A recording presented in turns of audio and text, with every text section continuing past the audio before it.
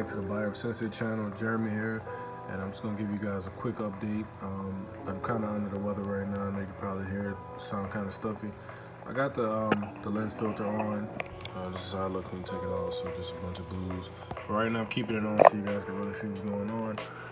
Corals are really doing good, especially this acan. It grew a lot more heads. I would say probably maybe 4 more heads than I had before. This acan, I think it's still adjusting to all the changes I've made over time, as well as this one. This blasto is always huge, but I did stick my hand in the tank, so that's kind of the reason for these corals closing up. I stuck my hand in the tank because I was trying to position these blocks of coralline that I got from my LFS.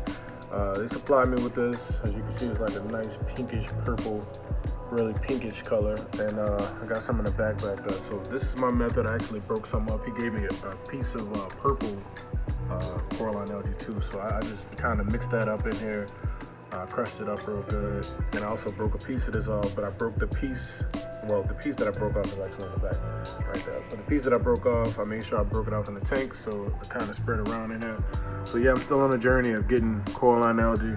I think all my snails up here, they're having a little meeting. I don't know what they're talking about, but as you can see, the GSP really taking off. All the way up into this top rock, which was supposed to be my floating scape idea that I had going, and I'm actually thinking about kind of doing it again, but I might attach a rock, but it'll be going towards this way.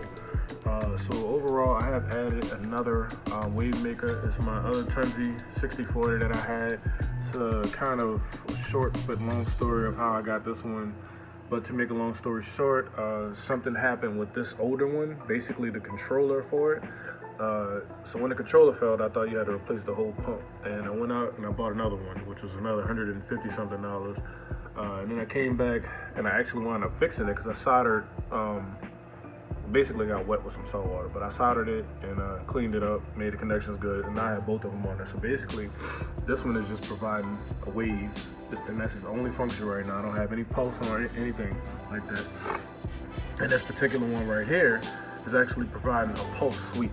So as you can see, if you look at this hammer right here, you'll see it'll just kind of rock back and forth for a second, but pause, and then it'll just get that sweep, which I really love, because I would say it's more challenging to create like a nice flow in a Nano, because you know, from a short distance it's easier. I mean, it's harder for the water to not travel as fast, so it'll be kind of like this. Whether in a big tank, it'll be like, because it has to travel further. So that's how you create a better flow, to me, doing this.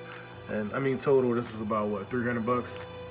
And if you bought an MP, if you bought an MP, what is that, 40? No, MP20?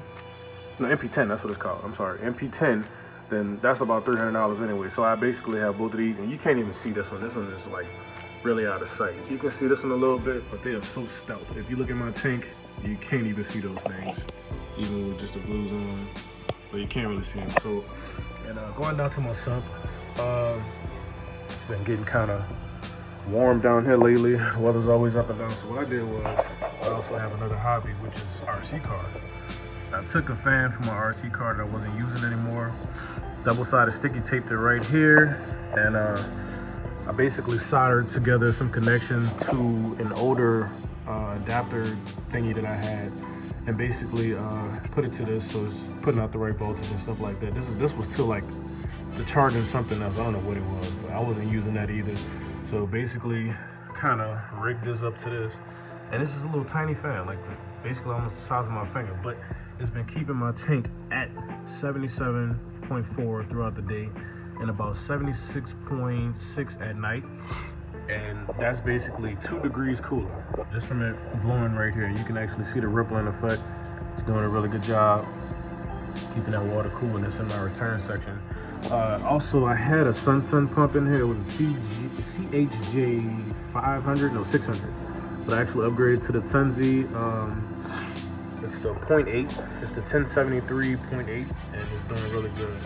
I actually got a sell on it, paid on $28 for it, so it's a really good sell on it, and that thing moves about 250 gallons an hour or something like that.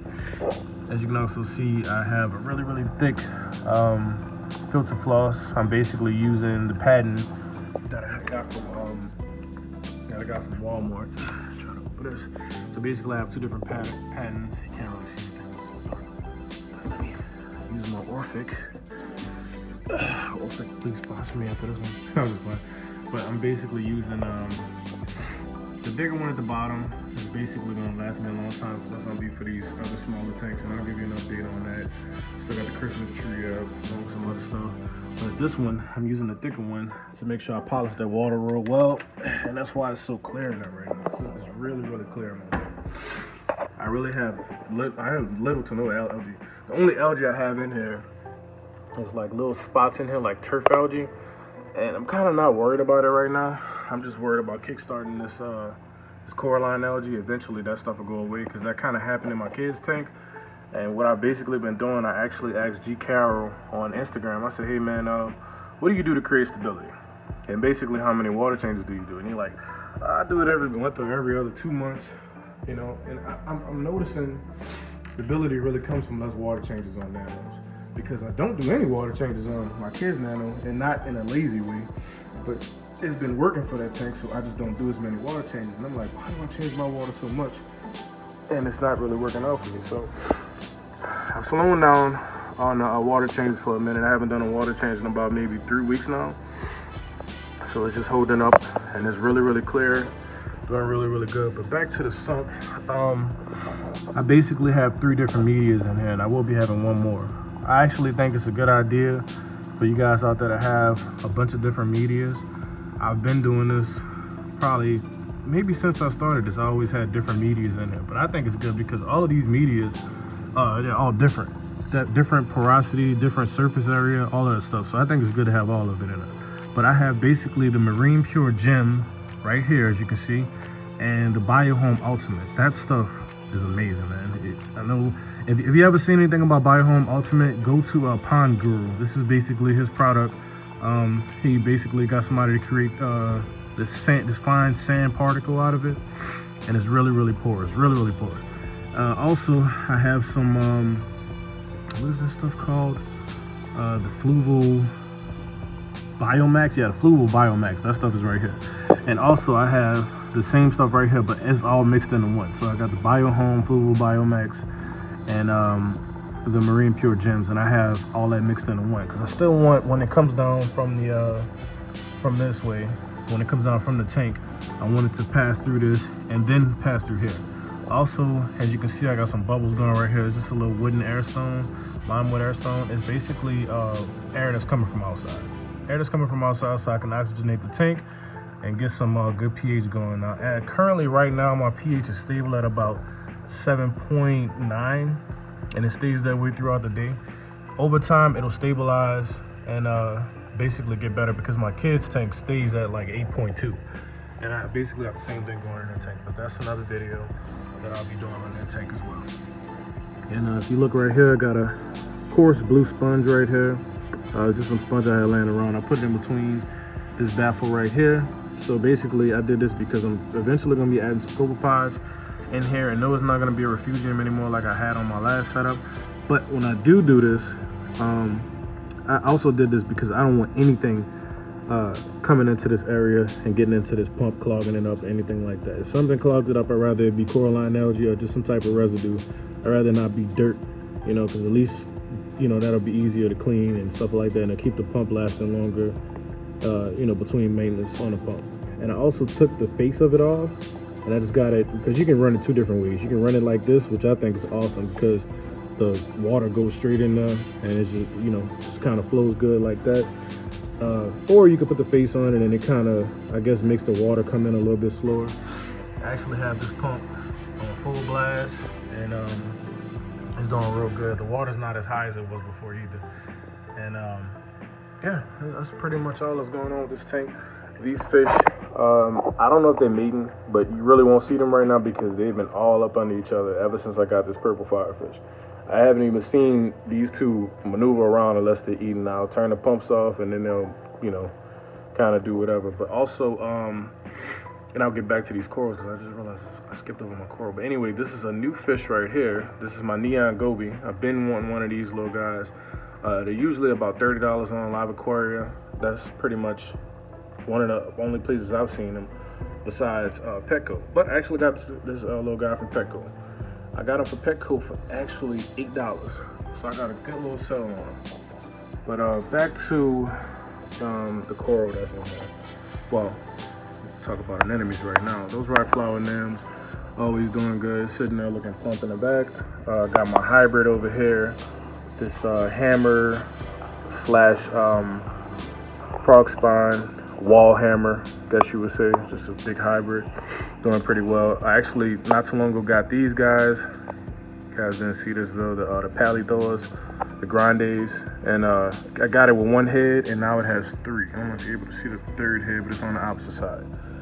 This thing started off at about 6 heads, and you can see how many it has now. But of course, that's on at this. Nothing, not saying nothing to be proud of, but I mean it's kind of gonna happen. This is on at this. Now, these things right here, my pallies right here, they would have been grown if it wasn't for these stupid pest anemones. I forgot what, the aptasia. So I have to get some kind of way to aptasia to snuck into my tank, just kind of like they did with the kids tank. But I'm gonna be more proactive on this in a minute. It's not hurting anything, but I think at the same time it's preventing them from kind of blossoming up and growing a little bit more. Also, this thing looks beautiful. Well, no, I'll keep this right there. This thing looks beautiful. This is my logo, orange logo that I got. But yeah, like I said, I got this in the sand right here, sand bed, just to kind of catch light. I want to keep it alive, and eventually it'll spread, hopefully. And this is closed up right now, but like I said, I think that's because my hand was in the tank. Usually it does okay. It's kind of like right by the wave maker, so it might be kind of a lot of flow for it. Eventually, I think I might move it. But for right now, it's in an okay spot for me. I actually got a new name for this. This is called my Duncan arc. I feel like it creates like sort of an arc. So yeah. But anyway, man, that's gonna be up for this update.